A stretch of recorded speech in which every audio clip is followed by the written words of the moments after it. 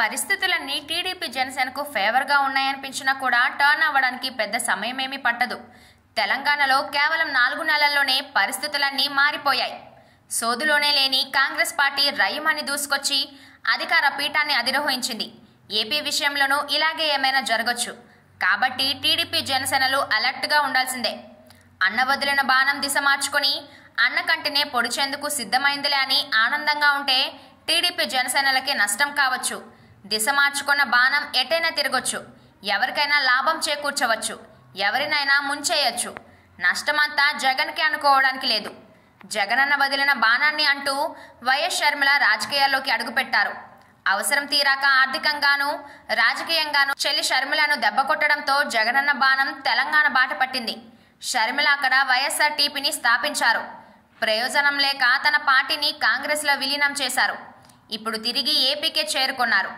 అయితే షర్మిల ఏపీ రాజకీయాల్లో అడుగుపెట్టారు కాబట్టి జగన్కు నష్టమంతా అని అనుకోవడానికి లేదు. ప్రభుత్వ వ్యతిరేక ఓటు చీలిందా టీడీపీ జనసేనలకు లాభం. కానీ అలా జరగకుంటే షర్మిల కాంగ్రెస్లోకి వచ్చారు కదా అని ఆర్కే వంటి పలువురు నేతలు కాంగ్రెస్ పార్టీలో చేరుతా అనడంలో సందేహం లేదు. గత ఎన్నికల్లోనూ ఇదే వ్యూహం.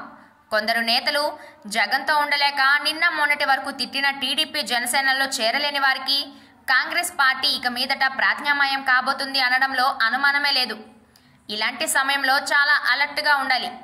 షర్మిల వలన నష్టం రాకపోవచ్చేమో కానీ టీడీపీ జనసేనల ఫోకస్ షర్మిల వైపు మళ్లించి వైసీపీ పనులు చక్కబెట్టుకునే అవకాశం ఉంది. గత ఎన్నికల్లోనూ వైసీపీ ఇదే వ్యూహాన్ని అనుసరించింది. కోడికత్తి వివేక హత్య, టీవీ డిబేట్స్, విశ్లేషణల వంటి వాటిపైకి ఈ పార్టీలను డైవర్ట్ చేసి చక్కగా వైసీపీ అధికారంలోకి వచ్చింది. ఈసారి కూడా అంత బాగానే ఉంది కదా అని గురి తప్పిందో టీడీపీ జనసేన పొత్తు కట్టినా ఉపయోగం ఉండదు.